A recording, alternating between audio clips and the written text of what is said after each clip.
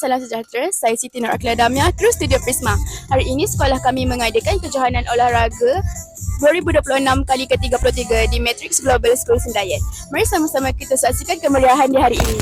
Abang Lomparin 2 DAC Samsung in the house, yo. Shoaib in the house. You better listen up. Come on, SY. Come on. 5, 4, 3, 2, let's go. Kau buat aku terpana, kau buat aku hilang kata, kau buat tidur tak enak sampai nak naik gila. Maniku rasa tak dosa, debatku tak tebak-tebak. Jangan kau biar aku lebah, ku mahu terus gagah. Debu jantungku palpitasi, cukup indahku halusinasi. Mari kesini, marilah oh signorina.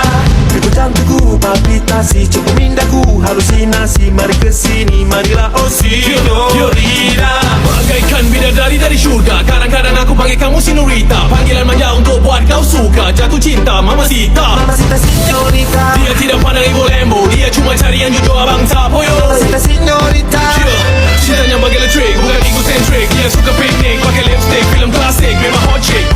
Fabulous, marvelous, tapi sangat jealous. That's cool.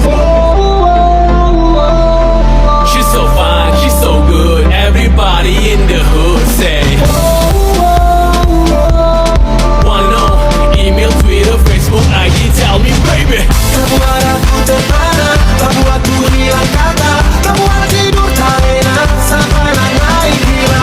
Maniku rasa tak dosa, dan aku tak kebak-kebak. Jangan kau biar aku lebah, ku mahu terus gagah. Debu jantungku palpitasi, cukup indahku halusinasi. Mari kesini, marilah oh signorina. Debu jantungku palpitasi, cukup indahku halusinasi. Mari kesini, marilah oh signorina.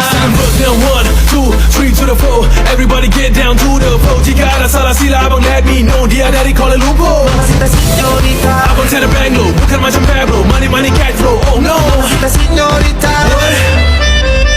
Bukan saja cantik tapi juga sempurna. Kalau ada jodoh takkan kemana. Siapa kata abang bad boy?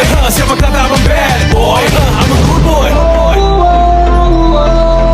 She's so fine, she's so good. Everybody in the hood say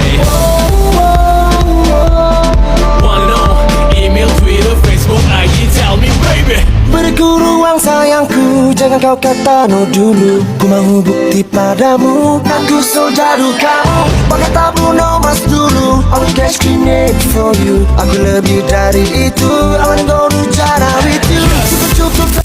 Assalamualaikum Ustazah. Salam. Apa nasihat Ustazah untuk peserta yang bertanding? Okey, Ustazah nasihatkan supaya semua peserta, terutamanya Rumah Hijau, bertandinglah dengan semangat kesukaran yang tinggi.